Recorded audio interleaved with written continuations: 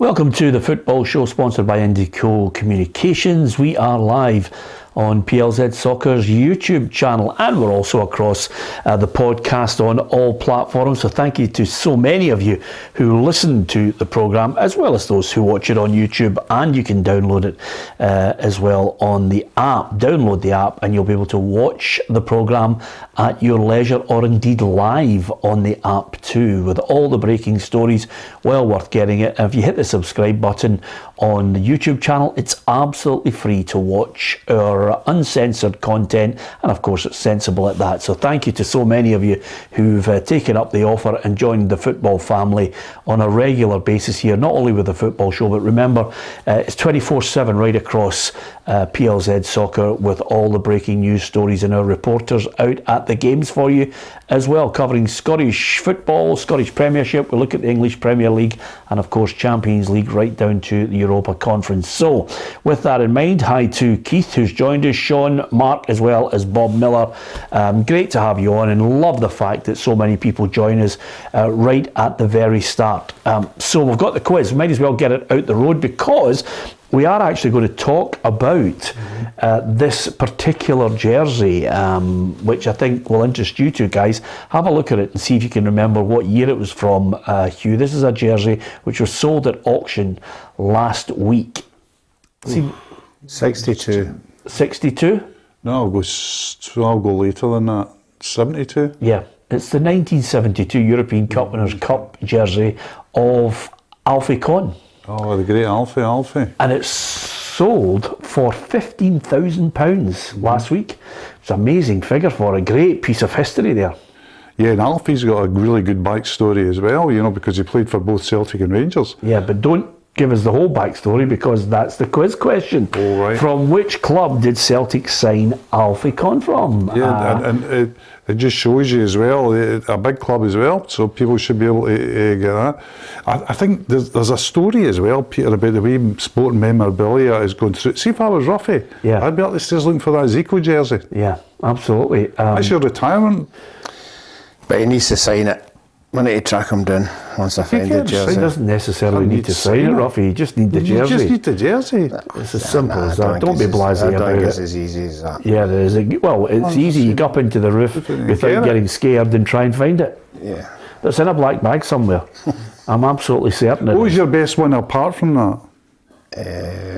Funnily enough, I saw a documentary, Partick Thistle. It was on the BBC thing, and we're in the dressing room. We're going out to play Rangers, and I had Ray Clemens's England jersey on. Yeah. Did you sell that? No, I've got that. Kenny Dalglish put the ball through his legs. Yeah.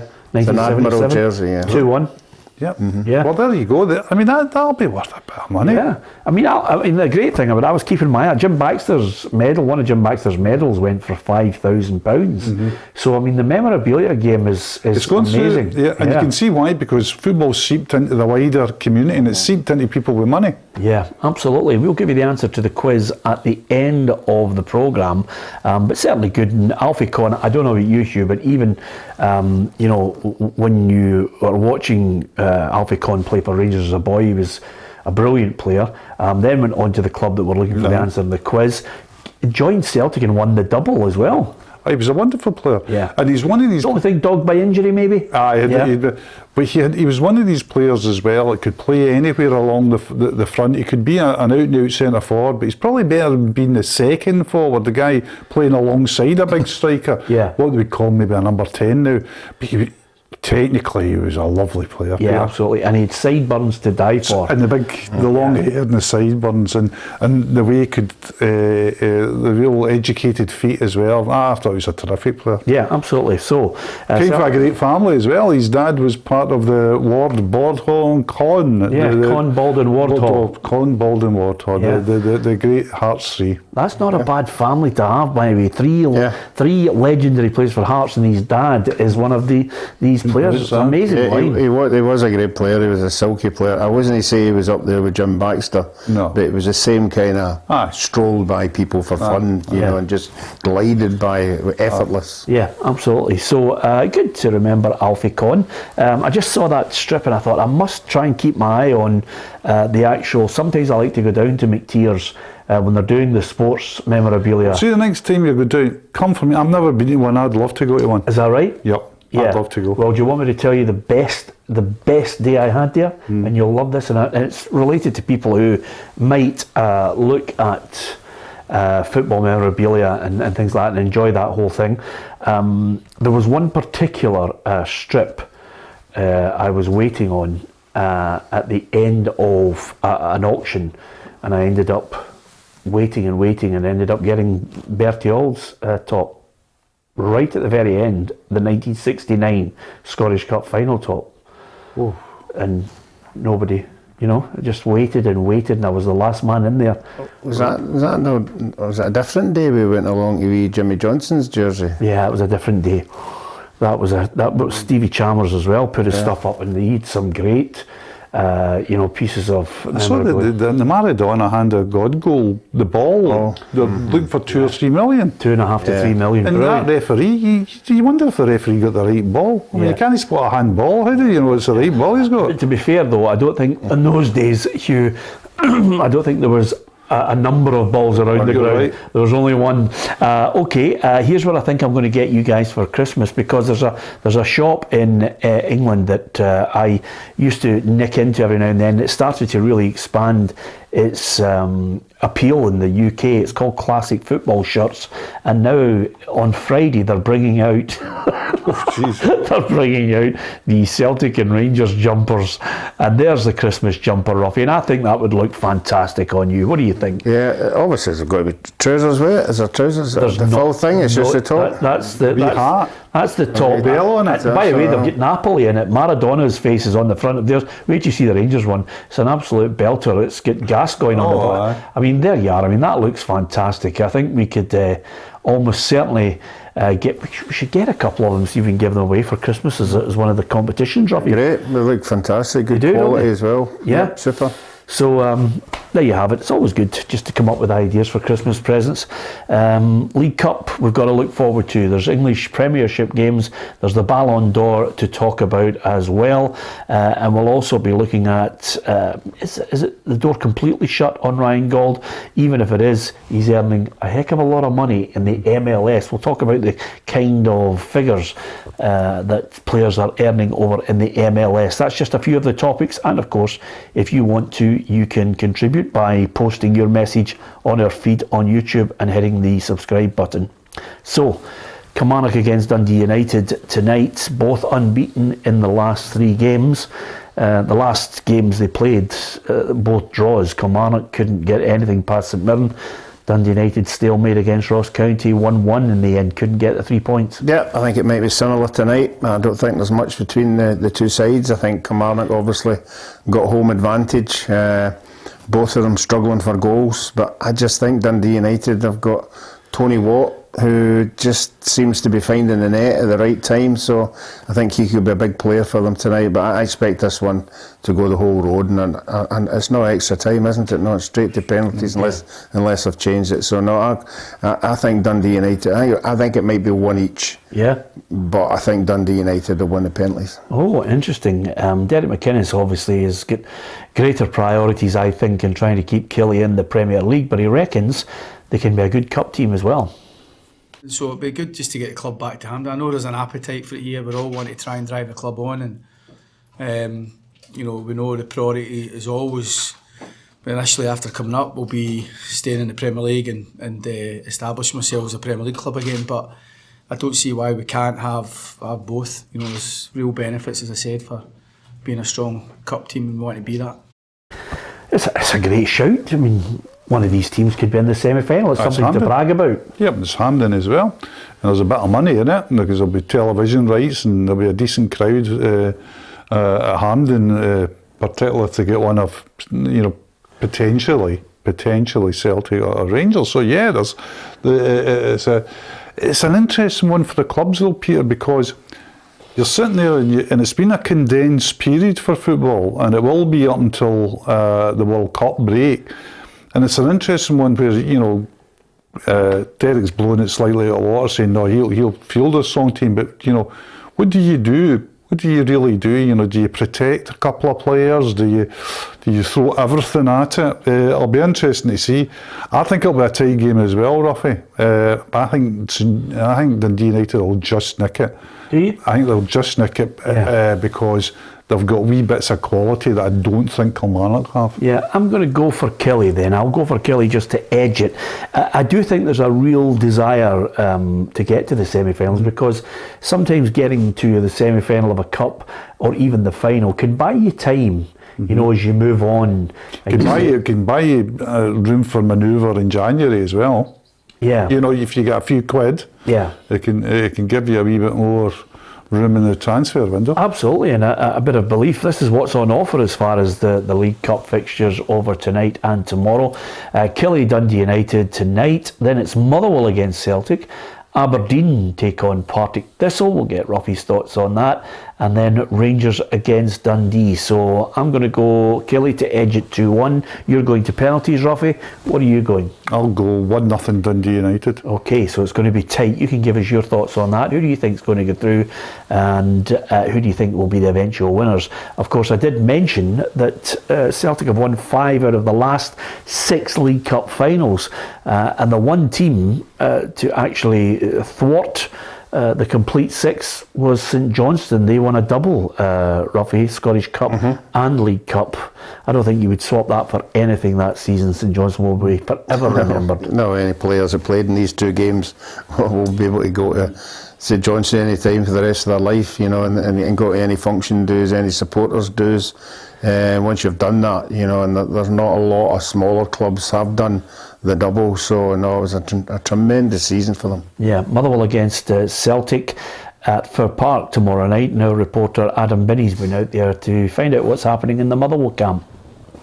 Thanks, Peter. I'm inside of Fir Park just one day before Motherwell take on Celtic here in the quarter-final of the Premier Sports Cup. We were here for the manager's press conference this morning, speaking to Stephen Hamill. He has been encouraged by recent performances against both sides of the Old Firm, but he's looking for that little bit extra if they are to get themselves a spot at Hampden in the semis. We don't want to run teams close and be, you know, well, we've played well, but, you know, we're getting closer. We want to go that one step further, and how we do that, a lot of it's the work we're doing every day, belief within the squad and the personnel and the starting 11, and yeah, hopefully the fans getting right behind us tomorrow will play a big factor and help us get achieved. Motherwell are just one win away from a spot at Hampden. We also spoke to midfielder Josh Morris, who's never actually competed in a major domestic cup semi-final before, so he was telling us just how much this would mean to him if his side are to make it to Hampden. Massive, to be honest. I've never been there. Obviously spoke to the lads who are obviously big Scottish fans and everything, say how good it is. So now for me personally, I played at Wembley, and obviously it'd be a great one to tick off Hampden as well. As ever, if you'd like to be kept up to date with everything going on in this one, then PLZ Soccer is absolutely your place to be. My colleague Peter Martin will be inside of the press box tomorrow night, bringing you live updates across our Facebook and Instagram stories, as well as our Twitter thread. But for now, it's back to you in the studio, Peter. There's no way I can't get out of it now. He's announced everybody. I thought you were using colleague as well. My gaffer, surely that's it. Yeah, so you know yourself. We don't have a chain of command apart from Ruffy, who decides when he's coming into the studio and when he's leaving. When the season starts, when the season stops. And of course the 4 holidays per season. At any point during the season, out comes a 3-line whip. It's as simple as that. Yeah, I'm looking forward to it. As far as the League Cup is concerned, I think it's potentially tie of the round. I don't think there's anyone will maybe argue with that. But as far as winning the cup, Ange Postecoglou highlights the League Cup as a real boost and a shot in the arm to his side last season when they went on to win the league. I think it helped us last year in terms of, you know, our progress as a team, because the start of the year was obviously really challenging, and having the cup competition and doing well in it, you know, and winning it sort of in the first half of the year, thought accelerated some of our progress and belief in what we were doing. But in terms of this year, I mean, as I said, it wouldn't matter how we went last year. We were expected to challenge in all competitions, and that's what we'll be doing. Yeah, I like the League Cup this side of the year. It as well. I think it brings a freshness to it. It brings a kind of urgency to it that you've got something to win before Christmas. I think Ange Postecoglou is absolutely bang on, because when it seems remarkable to look back a year and say, I mean, his jacket wasn't in a Shigley nail or anything like that, but a year ago you couldn't have imagined, you know, that he would win a league. You could hope for it. You know, spectators could think about it. Could be discussions about it, but it looked very much a work in progress. Celtic at that time, and that I think that League Cup final victory was the day where people sat and went, "Oh, this is a team." And strangely, Pierre Kyogo Furuhashi role in that final was, and I say strangely because he's not quite the influence as yet this season as he was at that particular time. Yeah. You know, I know he got injured in that match, but his performance that day was sensational. Yeah. Do you like the League Cup this end of the year? Yeah, I think it's good if you can get a good run in it. Obviously, we have the group stages before the bigger teams come in, which always gives the players match practice. But no, if you can get to the semi-final, as they're saying, it's a national stadium. All the clubs will take a lot of supporters there. The supporters love going to Hampden. It's a day out, no matter where you're coming from. So no, I'm thinking that if you win it, you're right, it does give you a wee kick on. You know, it lifts everybody for the rest of the season. Do you still have the wee box with the medal in it, Ruffy? I've got a box, but I don't think it's the box that it came in. All right, you lost that? It's been out and out the house and in the house and out the house and in the house. So yeah, I think I've lost it. What about? You've lost it, right? Okay. I haven't lost it. It's in there. What about the not the medal? I know you haven't lost the medal. What about the cup itself? They did actually put it beyond towards the tail end of the year. I think it was a March at one point. They changed it for about maybe 5-10 years. Yep, I didn't like it. You remember when you won yours? 23rd of October, yeah, 1971. Yep. Yeah, 3 o'clock kickoff.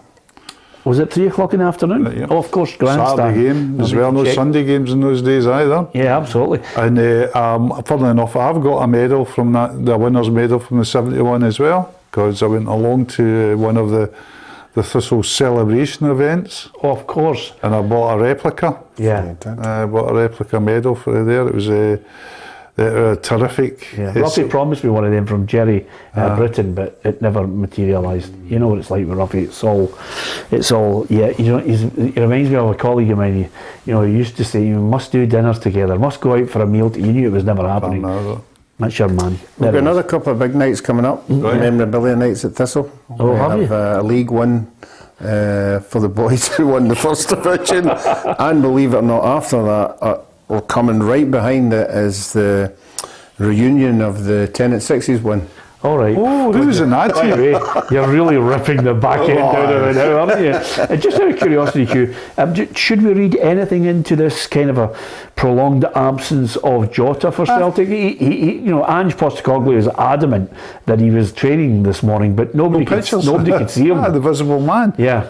Yeah, well, in the Fairvale atmosphere of Scottish football, yeah, you would say, well, where's because you'd be damn sure that the photographers have been told to go along this day. If you're getting pictures of Henry, get a picture of Jota training. Yeah. So, yeah, it'll just all fuel the fires to it. But with all these things, you'll never know, because one thing about Celtic under Postecoglou and under the new regime there, it's very tight. There's not much gets out. No. There's not much gets out now. But I think the other thing that maybe Celtic fans are looking at and thinking and maybe reassessing again is, okay, Jota's out, but what a breath of fresh air, James Forrest coming back and scoring a hat-trick. Oh, yeah. I mean, what I love about Forrest is that he always comes back, and he's always been criticised. There's always been a core that don't like James Forrest. I don't understand why. You know, I think if you go through Celtic's history, you could name a player for every decade. Peter, people don't fancy. Well, you could name a great player for every decade. You could say, you know, McStay and you know, whatever the 90s, or Henrik in the noughties, or, you know, you can go through all. And from 2010 to 2020, you'd have to say Scott Brown. Yeah. But James Forrest would be the runner-up, because his influence from 2010 to 2020, his goals, his assists, his medals, his ability at the highest level, his European goals, very important European goals. I thought that would make him invulnerable to criticism always. So I was delighted he come back and played so well. And I thought as well, I've always fancied this guy from the first time I saw him in Scotland, Haksabanovic. Yeah. I think he could be a really important player for Celtic going forward. I'm talking about a really important player for Celtic going forward, because he can play on either side and he can play at 10. I was interested in getting taken off at half time, because you're wondering what is the thoughts on that, because he was outstanding for 45 minutes. Yeah. And there's been no suspicion of injury, and he has trained. I'm just wondering if Postecoglou is saying, well, I want to keep him fresh. Well, I thought Motherwell, battled away against Rangers, but Rangers in the end got the win that they craved. At this time, I think it's a different kettle of fish. I just can only see Celtic racking up a few goals again. I can see this being another 3 or 4-0. Well, we speak about in the Champions League games how Rangers and Celtic are going to approach games against the bigger sides. Are they going to sit in, or are they going to just go for it? Yeah. Celtic go for it and they lose goals. Rangers went for it in the second half against Liverpool, they lose goals. I'm told it's going to extra time. Well, it wasn't an extra time at the other one. Okay. So I think that's... Well, I'm not saying it's fair, because it's not fair, because the home team get an extra 30 minutes at home. I think extra time should be absolutely, completely and utterly taken out of the game. Yeah, I think straight to penalties. Extra time should be taken out and stop the clock. Stop the clock for the game and play, ball in play. Stops the whole thing. I mean, there are 3 or 4 players that I think, goalkeepers I include in it, who, if they can, will... I hate to use the word cheat. They will basically try and waste as much time as possible. Yep. And then they'll reverse. I'm not going to name them, because I really can't be bothered with the abuse of it all. But there are 3 or 4 players who just cheat, waste time, roll about. You'd think they'd been shot, and then they know, it's the old cramp stuff. Stop the clock. Kills off all forms of cheating. Yeah, it would also, you would have to hope though that, because it would increase the time of a game. It might be there tomorrow morning, because, but I agree with you that if you did that, it would stop a lot of the interruptions. The clock would slowly not be stopped as much as you might think it would, because it would stop that, what we call technical, or strategic. Yeah. To use a nice Let's word. throw on a sub with a minute to go. You never get the time back. Interesting on that, because I think one of the interesting things about the weekend, when we're talking about football and the future of football, I thought it was a really interesting thing at the weekend. I'm going off a tangent here, I know, but the way the Liverpool game was refereed, I thought that was interesting at the weekend. I'd like to see more of that, Hugh. But we listened to Pep Guardiola's assessment of it all, and he said, let the game flow. He let the game flow there. He let the game flow there. He let the game flow there. Free kick to Liverpool, never let the game flow. Exactly. It's very, very difficult, isn't it? Yeah. It's very interesting. Another thing as well is, the biggest foul of the game, with down at the corner with Salah and Silva. He doesn't call that either. But football as ever is in flux, isn't it? The way it's going to be handled, the way it's going. But I think that's a good point about. I would like to see some movement towards, speeding up the game. Oh, listen, if you're playing for 90 minutes, give us 90 minutes. And if you're saying professional footballers can't last 90 minutes, give me peace. But Derek Smith says American football, only playing time counts. Yep. Robert Brown, totally agree with stop the clock. Jimbo says players not only go down to waste time, but to break up the momentum of the game as well.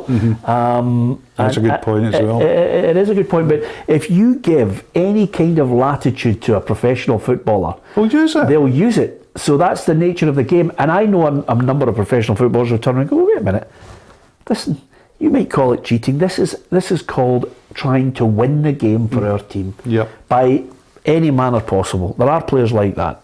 I think You're one of them. You would run across from the right-hand side, then go over to the left-hand side. And I know there's a few players who do that now. They'll go over there, and then they put the ball, and then they'll walk over and put it over on the far side to waste time. Well, every team does it. Well, I don't think it's, if you're winning 1-0, and there's a minute to go or something like that, you see the game out with whatever means. No, at the end of the day, it's winning the game. Yeah, it doesn't look good if you're in the other side or you're a neutral, you don't like it. But watch every game, they do it. They get into the corner, you know, they'll get a corner kick and they'll keep it in the corner, they'll play it short, and they'll play it short again, and they'll try and get another corner, and they're just seeing out the game. Well, listen, you don't need to explain it to us, we get it. But we're just saying to you, to stop you guys, you know, blatantly trying to you know, use it to your advantage. Stop the clock. Bartholomew says stop the clock with 2 30-minute halves. I mean, I would like to see, if people are so uptight about footballers not wanting to play the 90 minutes, then make it an 80-minute game. Just stop the clock. But I think I would keep it at 90 because the players can play that, and what you might get, yes, you might get a drop off of physical conditioning towards the end of a game, but the drop off of physical conditioning with 5 subs being allowed would be, I think, minimal. Yeah. Do you think if Celtic were playing Real Madrid at Partick and they were winning 1-0 with 2 minutes to go, the ball boys would be throwing the ball in as quick? He's not letting it go. He just won't let it go. Do you think the ball boys are going, here, get it ball, come on, keep going? Is there any chance you could tell us about the theory of relativity as well? No. You know, because here's the guy who is absolutely trying to defend the indefensible. We understand that whole part of it, but we're just saying, you do it. Yeah. You do it as well. Yep. I watched you do it against England. We were 2-1 up, and I thought, come on, get the ball in, Ruffy. I did it up at Dundee, and did you do it at I went Anfield? from one side to the other, and then I put it to the other side. And Bob Valentine, who was the referee, came up. It was about 3 minutes to go, and he came up and they gave me a yellow card. Yeah. I says, "We can give me a yellow card for?" And he says, "You're time wasting." I says, "We're getting beat 3-0. Why am I time wasting? No, because the ball was getting blown all over the place. At Anfield. I probably did, Yeah, that night. Yeah, I probably, every chance I got, I'd do it. Yeah. Aye. If we're winning, obviously. If we're not, I'd be hurrying it up. Yeah, exactly. So it is. Another thing I'd like to say, before we go on, see when a particular player has a really bad tackle on a player, and the person has to go off. The guy who makes the tackle should be off and all till he comes back on again. It's a good point. That's a good point. That's a good point. But you can see immediately footballers being footballers. You can see the way for abuse in that rule. Because imagine Messi tackles you, right? You go down and writhe, and you get the trainer on, and you're making all that Messi off. so you can get Messi off the park. Yeah. Well, I think you're talking. It's got to be common sense. It's got to be. It's got to be a lunge. It's got to be an over the top ball. God's honest truth, I bet you by the time we finish this programme, start mentioning sporting integrity at the end of this as well. By the way, I was going to say, Stephen McNeil says it's not entertaining for the fans. Stephen, I agree with you 100%. There's nothing worse, Hugh, than you're sitting in a press box. If you're a fan, it's even worse. And you're sitting there and you're watching the player roll about. And I agree with you, Ruffy. I think if the player has to go off, I mean, at times I would even look and say, well, if he's going off and he's going to have to stay off for a little while, you know, you can have that the quick sub that they suggest, that comes back on until he's ready. But I certainly don't like the fact that you've been kicked and then you're penalised again because you have to wait for some linesman to roll you onto the park. But we'd certainly stop the clock. I think it's the one element of the game that I always bleat on about. I don't think it'll matter tomorrow at Fir Park. I think Celtic will win by 3 or 4. What are you going for? I think Celtic will win it because they've got a freshness. They can afford to throw 5 fresh players on, but I don't think Motherwell can. Motherwell will still be hurting a wee bit for the Sunday game. The players will be hurting. So I think the freshness of Celtic and the players that one of them that Hughes mentioned there, that are coming in and they've got something to prove. So I think Celtic will win it. Yeah, Celtic will win. I mean, the only caveat with Celtic would just say is another St Mirren performance in them. That would be the only thing that Motherwell would hold on to, because Celtic tomorrow, they can. The options for Celtic are huge. I mean, Haksabanovic and Abildgaard, the 2 guys that came in from Rubin Kazan. Fullback looks good. I mean, Bernabe's come back in. Ralston, when he played on Saturday, obviously to Juranovic have a night off, so Juranovic comes back. They've got real. And now Giakoumakis is a real threat as a starting to Furuhashi. And the other thing about it is, I think that the reason why I'm saying Celtic should be comfortable is because Motherwell will let you play football. Well, if Motherwell, I think the only way out of it is a St Mirren, and I'm not denigrating the St Mirren performance, by the way. Stephen Robinson got that bang on, and it wasn't just a simple part the bus. It was very well thought out. Playing balls up to centre forwards that could, or strikers that could hold the ball up. It was playing balls down channels. It was trying to get Celtic to turn. I mean, there was a lot of thought went into that. Yeah. But to have a chance, it's got to be like that. You can't. I don't think you can take Celtic on the passing game. No. Okay, Aberdeen against Partick. There's a lot of people I've mentioned here, Ruffy, because you opened your gob yesterday and said, I'll be leaving the studio and I'll be heading up to Aberdeen to catch the start of the game.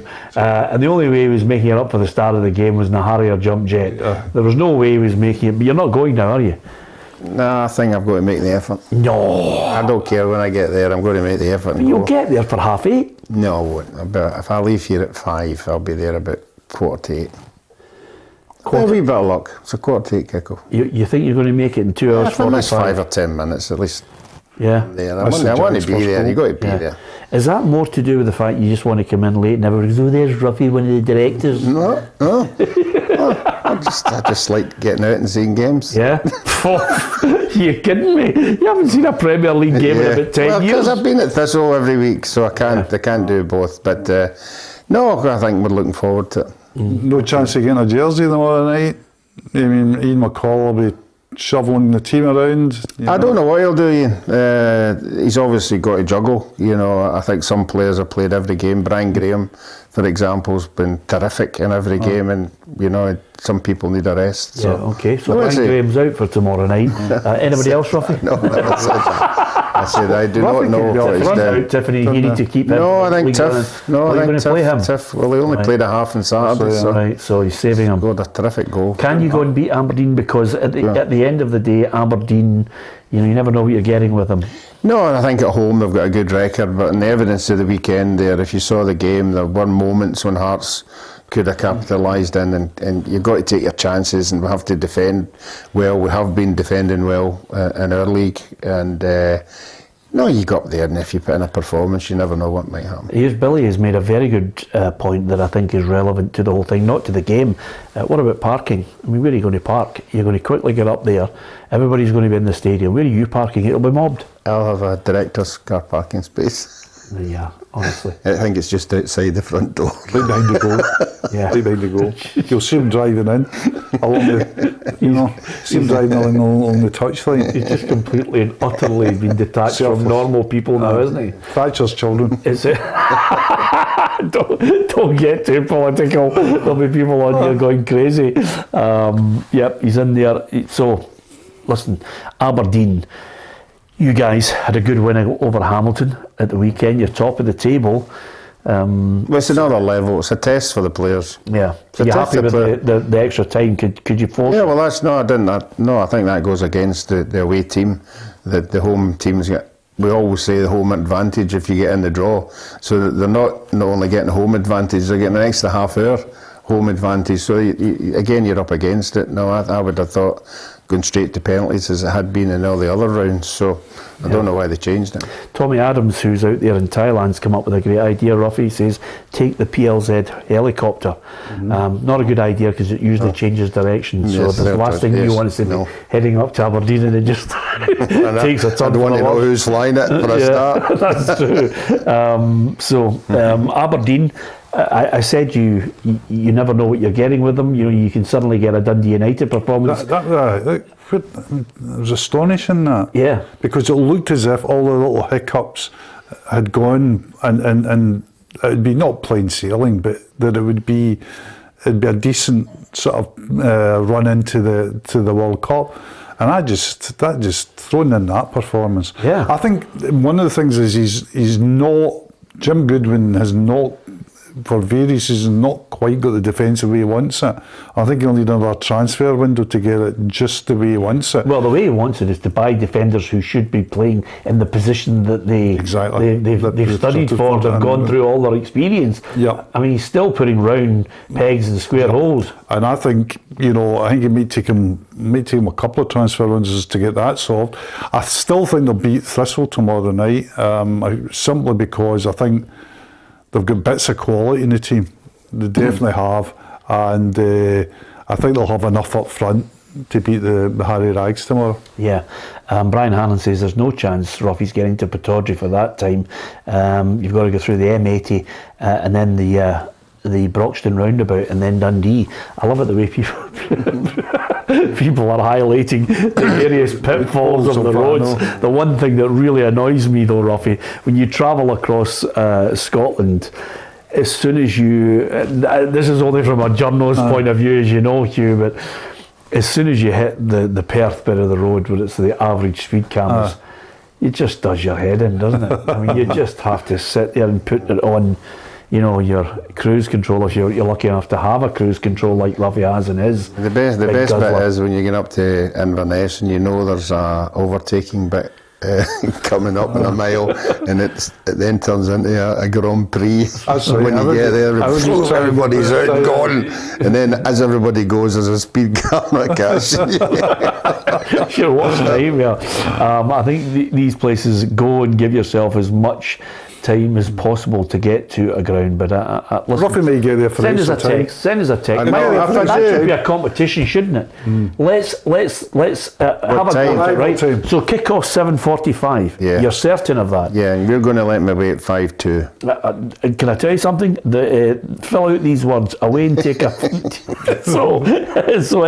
It's 1:45. Yeah. So 1:45. Let's have a wee competition. You can guess what time Roffey's going to get there. I am going to say he gets there at 5 to 8. I'll go for 8 o'clock. 8 o'clock. And what are you going for? I'm hoping to get there 5 minutes before the kick-off. So 10-2 then? No, 22. Oh, 22. You're going to get there 5 minutes before the kick-off? Oh, I done Inverness for 7:45 when I left here at 5. Yeah. Maybe I was lucky. You're right, it's the traffic. Yeah, absolutely. I mean, I'm not going over that bridge. Right, okay. We'll find out. Send us a text. Don't cheat, by the way. No, I won't. In fact, do I tell you something? Send us a photograph of you in the ground with the watch. Okay, right. Good. I think Aberdeen will beat them. I'm going 3-1. 3-1 Aberdeen. What are you going? 2-0. 2-0. There's no point in asking you because you're obviously going to be. There was a period. Remember, and you've been here 10 years with me. There was a period where Roffey. Where he literally tipped at Hibs in Partick Thistle never to lose a game. Well, that period could also be called a decade. Yeah, exactly. Okay, Rangers against Dundee. Now, this one I'm really looking forward to because you think Dundee are going to be in the mix for the title. Yeah, I think they've had a wee stutter there.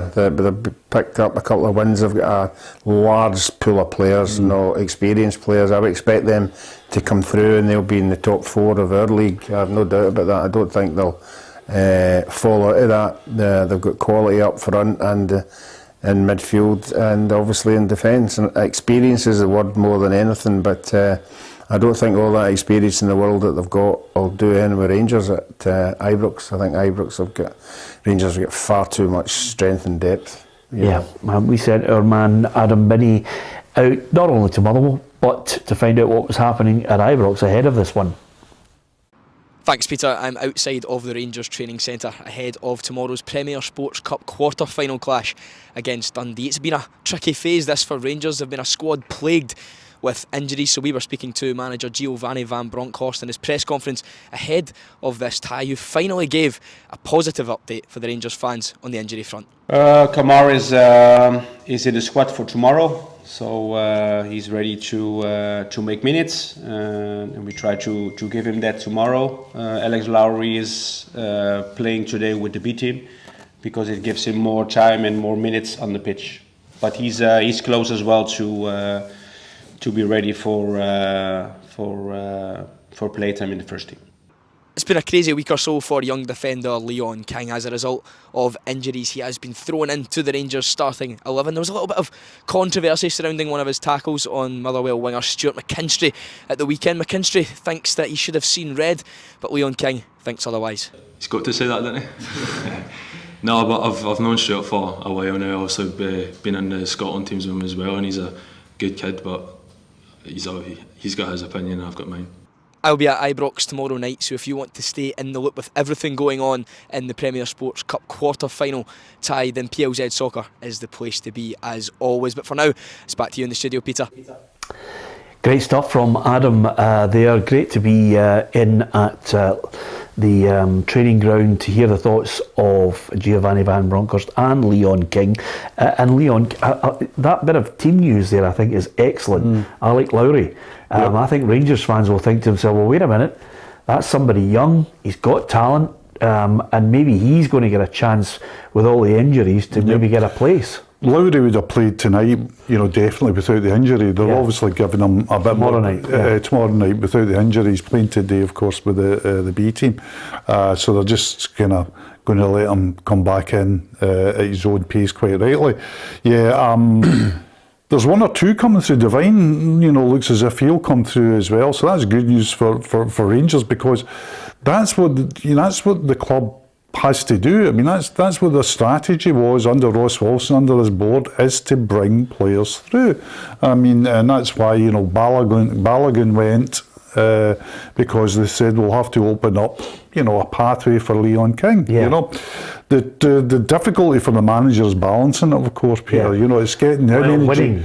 Well, winning's always, as we always say, he's only got three priorities: win, win, and win. And it's balancing that. But tomorrow night would be a chance, I think, for putting 3 or 4 in, getting Kamara back in for minutes, getting us, maybe getting Morelos on for the start, getting minutes into him.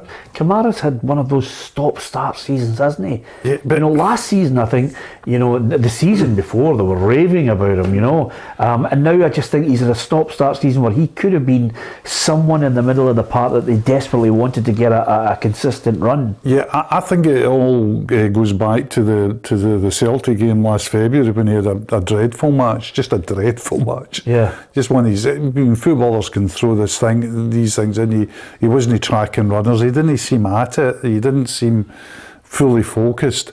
And he's had a couple of performances like that since, not in Europe incidentally, more than home games, or domestic games I should say. Because there's a moment where you were looking and you were saying Kamara's got to be in the side. Absolutely, and there was also a moment where you were saying that, people were talking about going to the Premier League under Gerrard. Yeah. But people can have those drop-offs as well, so it's important for him to get games and important for him to get back on the park. Yeah, absolutely. And lots of people are saying on the feed here that maybe he just wants out, maybe he wants to get going, looking elsewhere, maybe his head's not in the right place. Listen, the best way to get a good move is to play well for Rangers. That's the key to it for me, Ruffy. Yeah, but I think everybody thought when he went to the Euros, that was his short window, to move down to England, because that looked as if was where he was going, and obviously never happened. And when these things don't happen, you've got to get your head down and say, right, I need to get back in the side. But obviously he picked up the injury, but he certainly, I think he's more a European style player than the hustle bustle of our domestic league in Europe. I thought he was superb. Yeah. Great. I'm going to go 4-0 Rangers. I know. I think he'd be not far away for that. I would probably go 3. No, Rangers comfortably for me, 3 or 4. 3 or 4, okay. Sorry to Dundee fans. Obviously, Ruffy's been very positive about Dundee, and they'll be there or thereabouts in the championship race, along with Inverness and yourselves. Anybody else as a 4th? I would think Queen's Park and Ayr United will be the 2 teams that have been going for that one. Okay. You don't need to whisper when you're actually coming up with that team. You can be quite forthright in your opinion. I don't want to disappoint all the other teams. He drops off. He whispers when he's not quite sure. No, I think he feels that when he feels that maybe the baseball bat's coming out. Yeah. I think Rangers won't win the league. Yeah, exactly. He starts whispering. And Celtic against Shakhtar. I think Shakhtar won. Yeah, that's exactly Ruffy's case here, so he doesn't offend anybody. Okay. By the way, just before we get on to the next point, there are some English Premier League games, but there's a couple of things I want to quickly get your thoughts on, Hugh.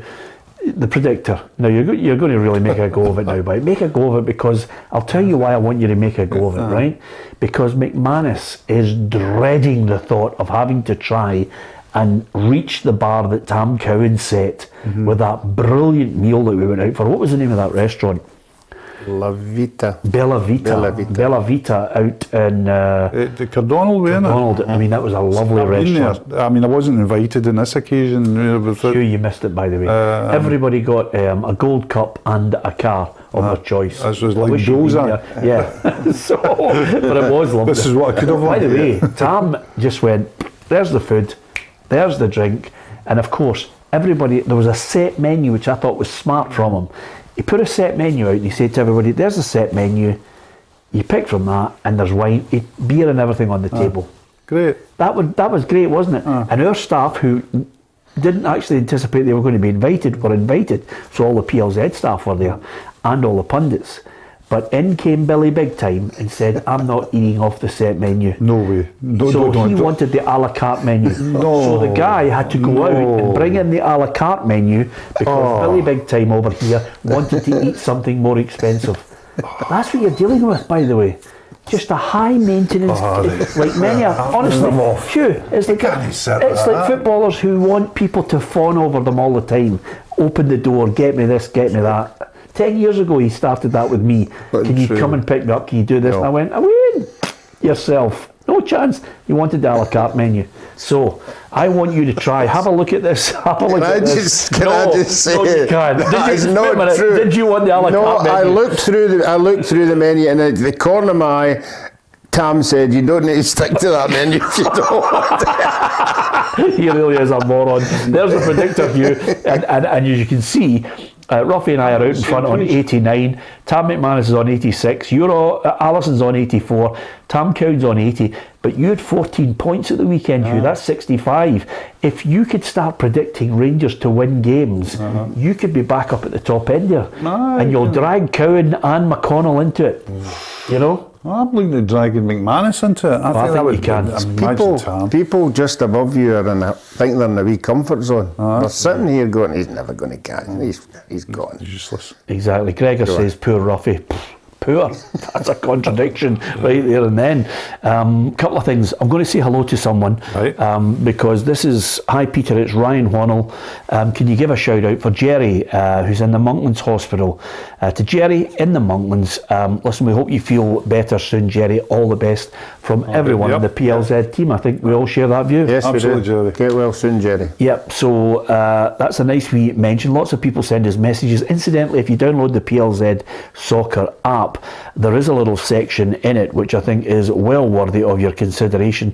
As soon as you download the app, you can get into it, and there's a little menu on the left hand side, and in there it says submissions, and you can actually record yourself or post a message or send a comment, and it drops into our bin and we can bring it right onto the programme. So it's really, really good. And there's all the breaking news.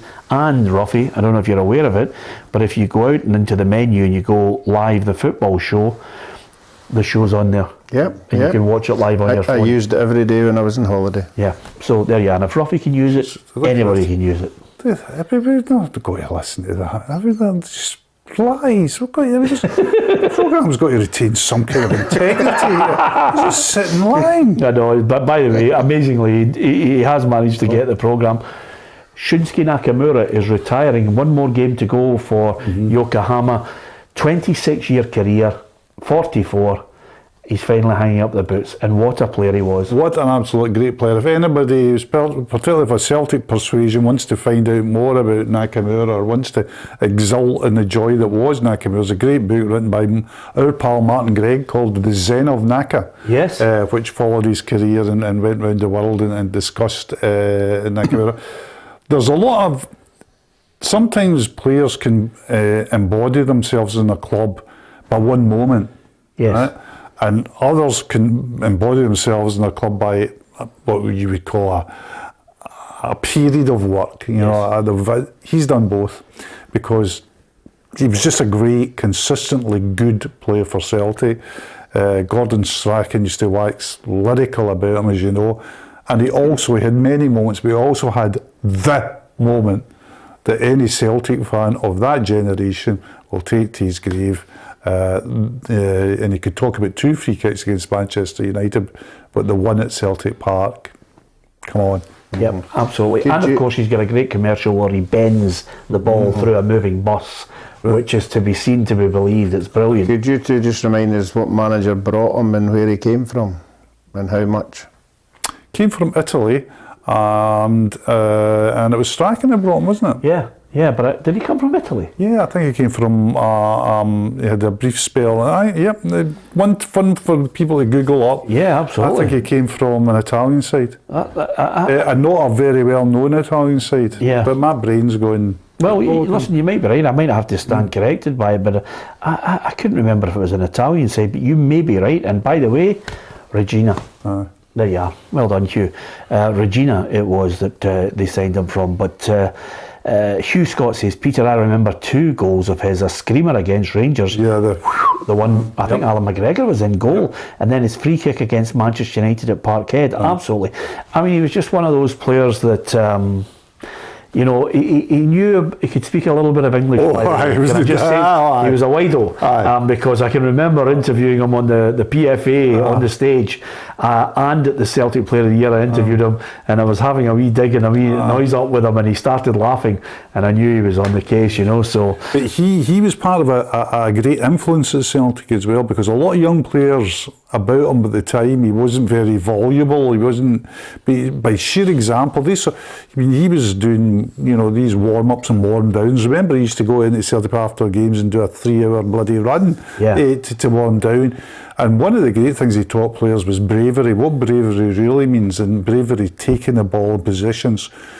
You could always give the ball to Nakamura. He always looked for it, and he always took it. I'll tell you one thing that they could take a leaf out of his book for. There's a lovely lady, Fumi, who's the Japanese journalist, and he would give her all the time. And they had another journalist, and all they did was follow Nakamura home and away, and he gave them a story. And the Japanese people would absolutely lap it up. No problem. Speak to the press.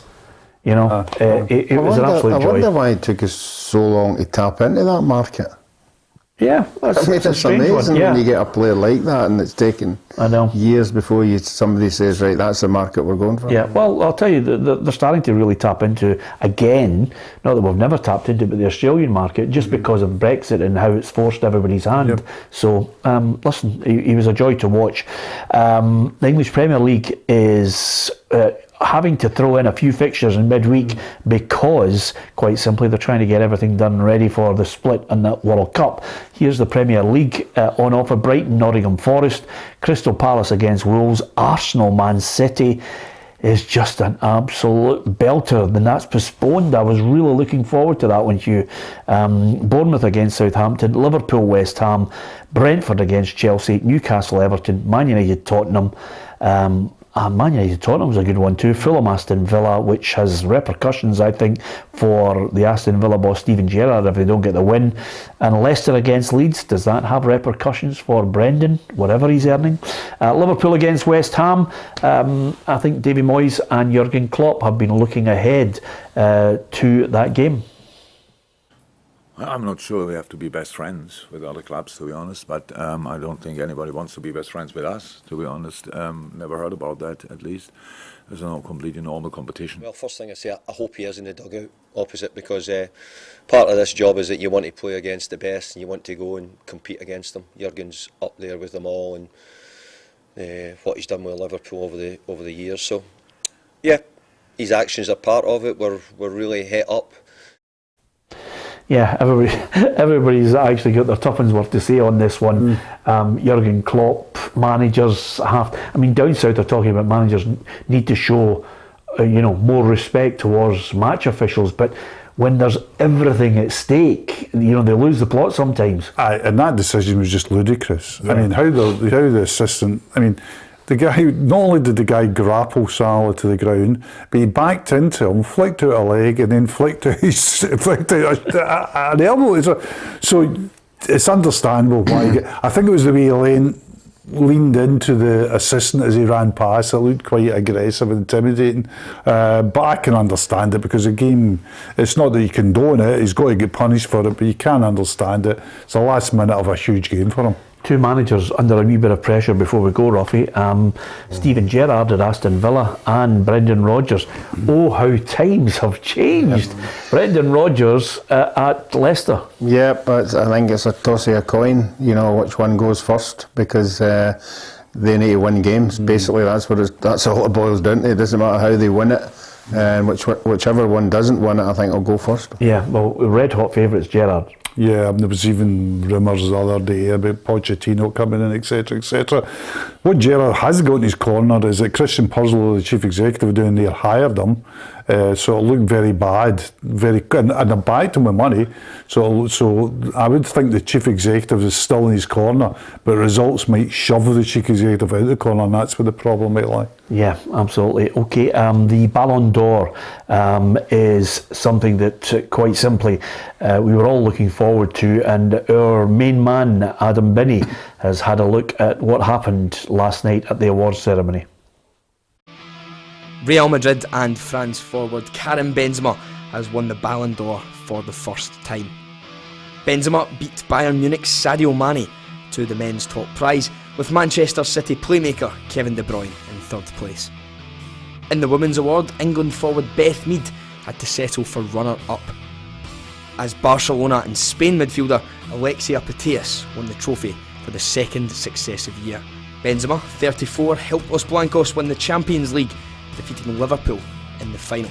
To add to their La Liga success in 2021-22, he scored 44 goals in 46 games across all competitions. Speaking on the award, Benzema said, "Seeing this prize in front of me makes me really proud. It was a childhood dream for me, and all the work I have done.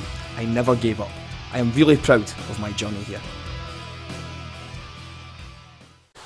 Yeah, well done to Alexia Putellas at Barcelona and Karim Benzema. Absolutely fantastic. And again, Benzema, amazing that he has been able just to take over seamlessly from Ronaldo's departure, and now he's the main man. And his body of work as well. I mean, Peter, we'll remember that in 2008, when he was 2007, 2008, when he's playing for Lyon, came to Ibrox. I think he scored a hat-trick that day. Yeah. I mean, that's an awful long time ago, and he's continued to do it season in, season out. I think he's more than worthy winner. Yep, absolutely. Okay, the answer to the quiz. We showed you the Alfie Conn jersey from 1972 in the Cup Winners' Cup. That actually went under the hammer and fetched £15,000. And the question was, from which club did Celtic sign former Rangers star Alfie Conn? And the answer was Tottenham Hotspur. I can remember him, still see him in that Tottenham Hotspur strip as well. Didn't quite go according to plan, but certainly there were moments that at White Hart Lane where the Tottenham fans really witnessed the best of him. Yeah, he's the kind of player the fans would take to, you know, great on the ball, you know, something you don't see in the modern day game, people going by people, you know, with ease. You know, it's more about strength and fitness and everything now, but he certainly had fantastic ability, technical ability. Absolutely.